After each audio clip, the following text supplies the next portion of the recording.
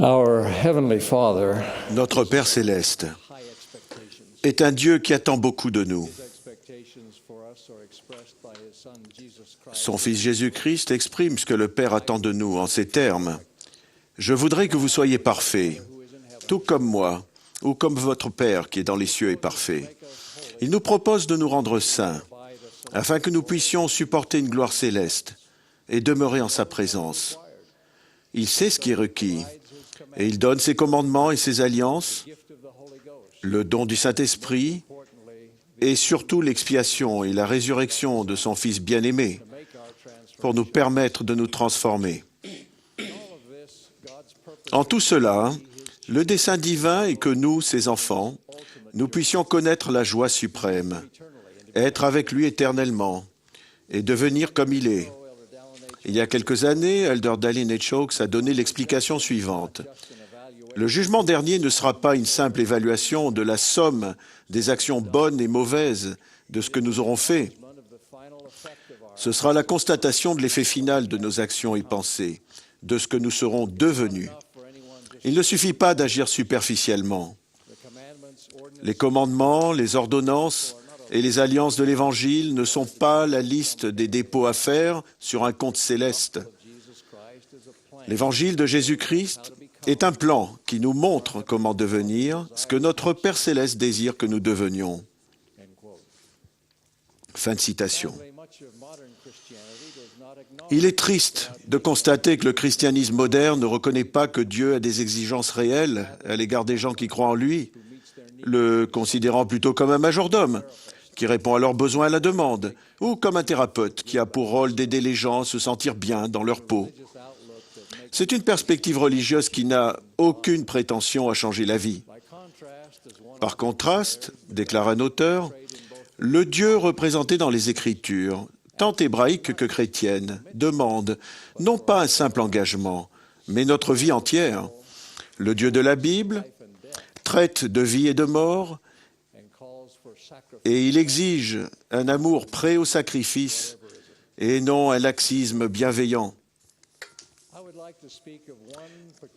J'aimerais parler d'une attitude et d'une pratique que nous devons adopter si nous voulons répondre aux attentes élevées de notre Père céleste. C'est celle-ci. Être disposé à accepter, voire à rechercher la correction. Elle est essentielle si nous voulons confirmer notre vie à l'état d'homme fait, c'est-à-dire à la mesure de la stature parfaite du Christ. À propos de la correction ou du châtiment divin, Paul dit « Car le Seigneur châtie celui qu'il aime ». Bien que ce soit souvent difficile à supporter, nous devrions nous réjouir de ce que Dieu nous considère comme dignes du temps et du mal qu'il se donne pour nous corriger. Le châtiment divin a au moins 3 buts. Nous persuader de nous repentir, nous affiner, nous sanctifier et réorienter parfois notre vie vers ce que Dieu sait être une meilleure voie. Réfléchissez tout d'abord au repentir, condition nécessaire au pardon et à la purification. Le Seigneur a déclaré « Je reprends et châtie tout ce que j'aime. Et donc du zèle, et repens-toi. » Il a aussi dit « Et il faut que mon peuple soit châtié, jusqu'à ce qu'il apprenne l'obéissance, s'il le faut, par les choses qu'il endure. » Dans une révélation moderne, le Seigneur commande à 4 hauts dirigeants de l'Église de se repentir, comme il pourrait le commander à beaucoup d'entre nous, de ne pas avoir enseigné correctement à leurs enfants à garder les commandements et de ne pas être plus diligents et plus occupés chez eux. Dans le livre de Mormon, le frère de Jared se repentit. Quand le Seigneur se tint dans une nuée et parla avec lui pendant 3 heures et le réprimanda parce qu'il ne se souvenait pas d'invoquer le nom du Seigneur.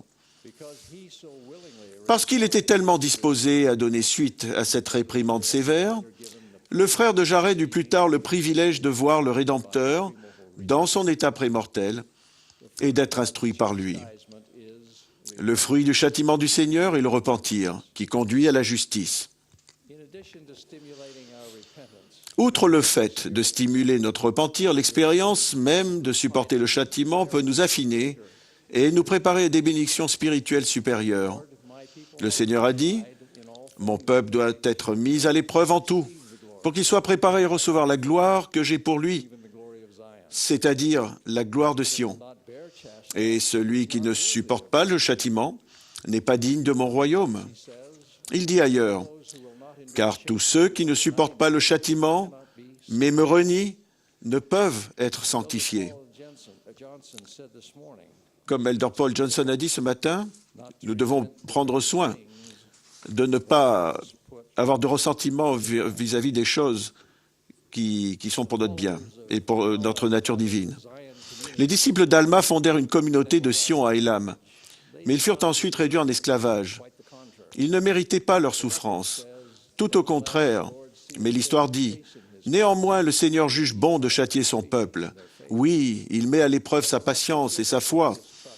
Néanmoins, quiconque place sa confiance en lui sera élevé au dernier jour. Oui, et ainsi en fut-il de ce peuple. »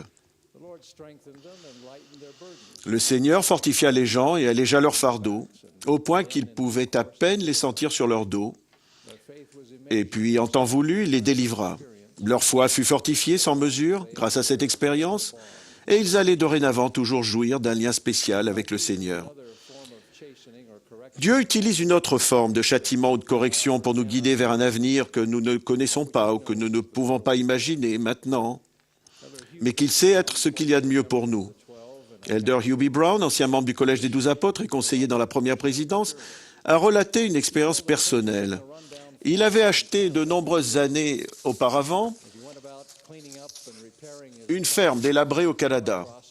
Tandis qu'il procédait au nettoyage et à la réparation de sa propriété, il découvrit un groseillier qui avait poussé jusqu'à près de 2 mètres et qui ne donnait pas de baies.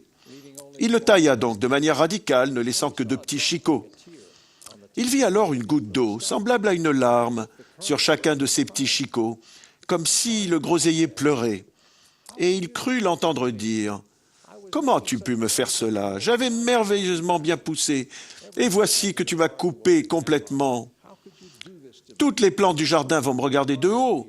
Comment as-tu pu me faire cela? Je pensais que tu étais le jardinier de ce jardin. » Frère Brown répondit « Écoute, petit groseillier, c'est moi qui suis le jardinier ici. Et je sais ce que je veux que tu sois. Je ne voulais pas que tu sois un arbre fruitier, ni un arbre qui fait de l'ombre.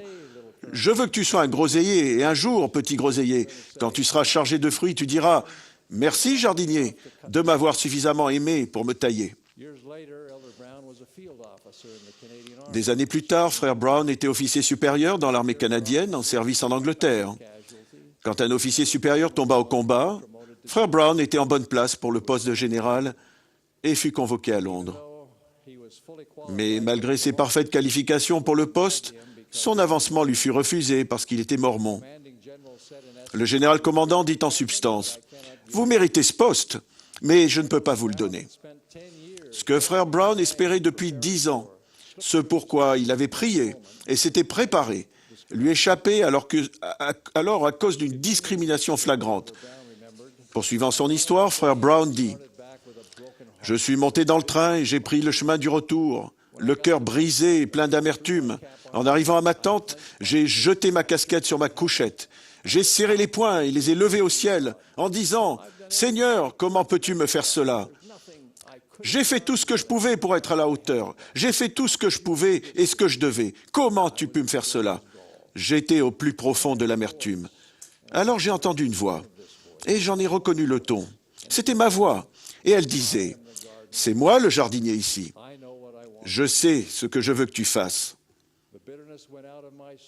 L'amertume m'a quitté et je suis tombé à genoux à côté de mon lit pour demander pardon de mon ingratitude. Et maintenant, près de 50 ans plus tard, je lève les yeux vers Dieu et je dis « Merci, jardinier, de m'avoir aimé suffisamment pour me faire mal. » Dieu savait ce que Hugh B. Brown allait devenir et ce qui était nécessaire pour que cela arrive. Et il a réorienté sa vie pour le préparer au saint apostolat. Si nous désirons sincèrement être à la hauteur des exigences élevées de notre Père céleste, il fera en sorte que nous recevions toute l'aide dont nous avons besoin, que ce soit en nous réconfortant, en nous fortifiant ou en nous corrigeant. Si nous y sommes ouverts, la correction nécessaire viendra de nombreuses manières et de nombreuses sources. Elle pourra se manifester pendant nos prières, quand Dieu parlera à notre esprit et à notre cœur par l'intermédiaire du Saint-Esprit. Elle pourra venir sous la forme de prières auxquelles la réponse sera non ou différente de ce à quoi nous nous attendions. La correction peut venir pendant que nous étudions les Écritures et que nos manquements, notre désobéissance ou simplement nos négligences nous sont rappelés. La correction peut venir par l'intermédiaire d'autres personnes, surtout de personnes que Dieu inspire, pour favoriser notre bonheur. Les apôtres, les prophètes, les patriarches, les évêques et d'autres ont été mis dans l'Église actuellement, tout comme jadis, pour le perfectionnement des saints en vue de l'œuvre du ministère et de l'édification du corps de Christ. Peut-être que certaines des choses dites pendant cette conférence vous sont parvenues comme pour vous appeler à vous repentir ou à changer, et que si vous y donnez suite, cela vous emmènera à un niveau plus élevé. Nous pouvons, nous, membres de l'Église, nous aider mutuellement. C'est l'une des principales raisons pour lesquelles le Sauveur a créé une Église. Même devant les critiques mal intentionnées de gens qui ont peu d'égard ou d'amour pour nous, il peut être utile d'exercer suffisamment d'humilité pour les peser, les trier et en retirer tout ce qui peut nous bénéficier. La correction, gentille, nous l'espérons, peut venir de notre conjoint. Elder Richard J. Scott, qui vient de nous parler, se rappelle une occasion, au début de son mariage, où sa femme, Janine, lui a conseillé de regarder directement les gens quand il leur parlait. Elle a dit, « Tu regardes par terre, tu regardes le plafond, la fenêtre, partout sauf dans leurs yeux. » Il a pris à cœur de suivre cette gentille remontrance, et cela l'a rendu bien plus efficace dans ses conseils et son travail auprès des gens. Ayant été missionnaire à plein temps, sous la direction du président Scott, je peux attester qu'il regarde bien dans les yeux pendant ses conversations. Je peux aussi ajouter que quand on a besoin d'être corrigé, ce regard peut être très pénétrant.